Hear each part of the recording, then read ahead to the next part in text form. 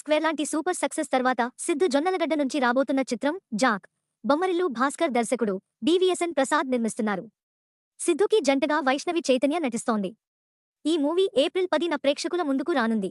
ఈ సందర్భంగా నేడు ఏప్రిల్ 3న మేకర్స్ జాక్ ట్రైలర్ రిలీజ్ చేశారు. మేకర్స్ 3 నిమిషాల 7 సెకన్లు ఉన్న ఈ ట్రైలర్ ఇంప్రెసివ్ గా ఉంది. యాక్షన్ సన్నివేశాలు, సిద్ధు తనదైన కామెడీతో అలరించాడు. సిద్ధు, వైష్ణవి మధ్య లవ్ ట్రాక్, డైలాగ్స్, ఆ రొమాంటిక్ నేచర్ అట్రాక్టివ్ గా ఉన్నాయి. ఇందులో సిద్ధు స్పై ఏజెంట్ గా కనిపిస్తోన్నట్లు తెలుస్తోంది. ఈ క్రమంలో తన మిషన్ పేరు బటర్ఫ్లై అంటూ సిద్ధు చేసిన సందడి మామూలుగా లేదు.